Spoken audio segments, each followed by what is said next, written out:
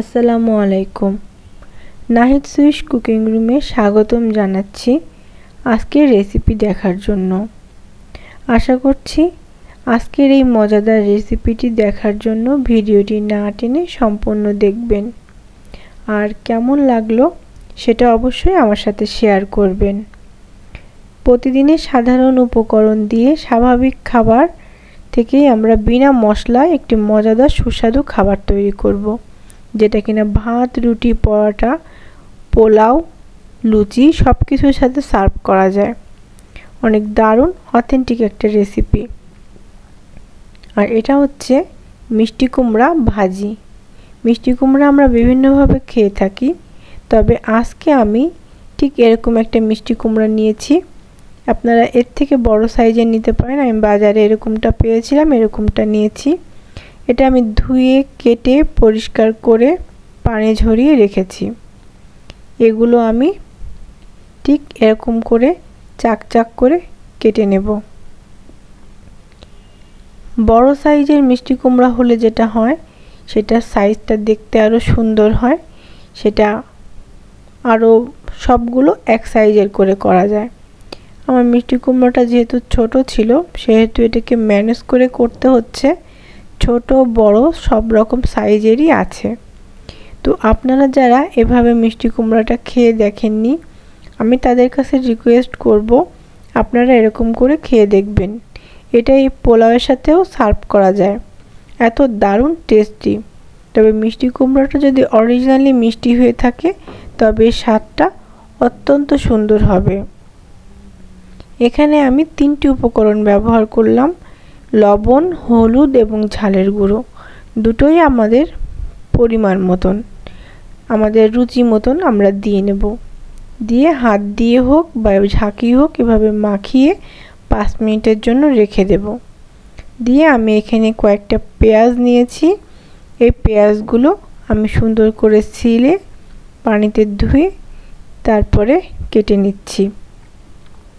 আমি এখানে পেঁয়াজগুলো যেহেতু ছুরি দিয়ে করছি, আমার অভ্যাস, আমি পারি। আপনারা চাইলে এটা বটি দিয়ে কেটে নেবেন, তাতে করে আপনাদের হাত কেটে যাওয়ার সম্ভাবনা থাকবে না। যদি কারোর অভ্যাস থেকে থাকে তবে এভাবে করে নেবেন, কোনো সমস্যা নেই। পেঁয়াজগুলো কুচি করতে করতে আমাদের মিষ্টি কুমড়োগুলো ভাজার সময় হয়ে গেল।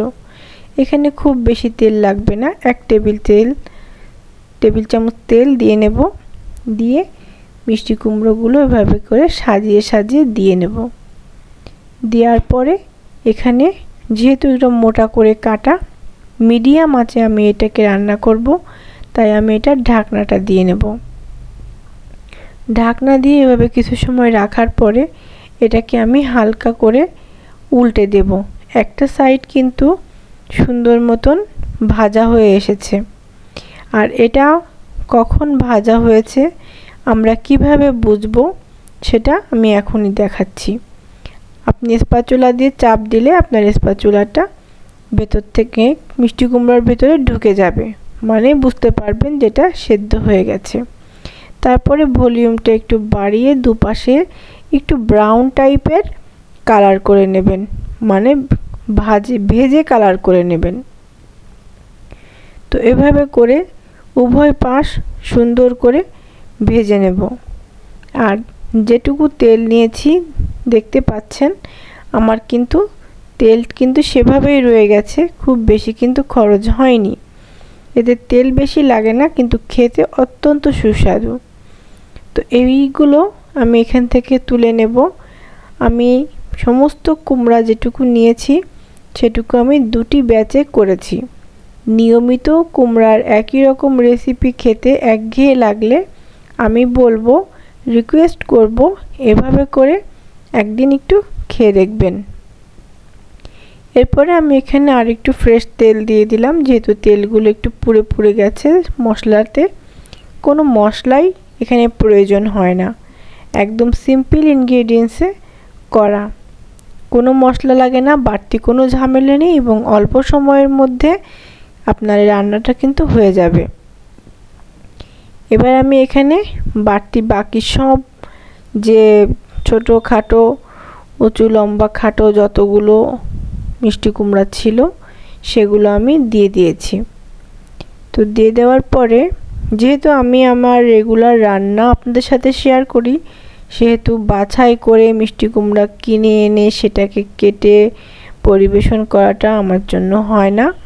আমি ঘরে যেটাই থাকে সেটাই আপনাদের সাথে শেয়ার করে থাকি। তো আমি একই নিয়মে আপনাদেরকে এইটাও ভাজি করে দেখাবো। তো আমি ভিউয়ার্সদের বলবো যে আমার রেসিপিটা কেমন লেগেছে। সম্পূর্ণ রেসিপিটা দেখার পরে আমাকে কমেন্টে জানাবেন যে আমার রেসিপিটা কেমন লাগলো। আমার টোটাল কুমড়াগুলো ভাজা হয়ে গেলে আমি এখানে একটুখানি তেল নিয়ে নেব, আর নিয়ে নেব এখানে যে পেঁয়াজগুলো কুচি করেছিলাম সে পেঁয়াজ কুচিগুলো, আর সেই সাথে কয়েকটা ঝাল আমি চিড়ে নিয়েছি, আর দিয়ে দিলাম সামান্য পরিমাণের হলুদ দিয়ে আমি এটাকে খুব সুন্দর করে ভাজবো। লবণটা দেওয়ার কারণে, লবণ দিয়ে দেব, লবণ দেওয়ার কারণে ইয়াটা নরম হয়ে যাবে, পেঁয়াজটা নরম হয়ে যাবে। এবং আমি এই যে পেঁয়াজ ভাজি করছি এটা হচ্ছে কুড়মুড়ে ভাজি করব না, একটু ভাজিটা নরম নরম থাকবে। এজন্য কালার এবং টেস্টের জন্য আমি এর মধ্যে দিয়ে দেব হাফ চামচ চিনি। চিনিটা ক্যারামেলাইজড হয়ে সুন্দর একটা কালার আসবে, সেই সাথে খুব সুন্দর একটা টেস্টও আসবে।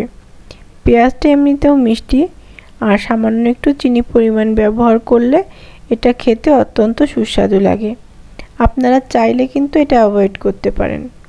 আমার যে কুমড়াগুলো ভাজা হয়ে গেছে সেটা তো দেখলেন। এবার আমি এই পেঁয়াজগুলো খুব সুন্দর করে ভাজবো, একটা কালার চলে আসবে কিন্তু পেঁয়াজগুলো ক্রিস্পি হবে না। এরপরে আমি এগুলো পরিবেশন করে দেখাচ্ছি যে এটা কত সুন্দর আর কত আকর্ষণীয়, খেতে তার থেকেও সুস্বাদু। তো এই পেঁয়াজগুলো সম্পূর্ণ এরপরে ছড়িয়ে দিলাম। খুব দারুণ মজার এই ভাজিটা, যদি কেউ করে থাকেন অবশ্যই আমাকে জানাবেন। আজকে এই পর্যন্ত।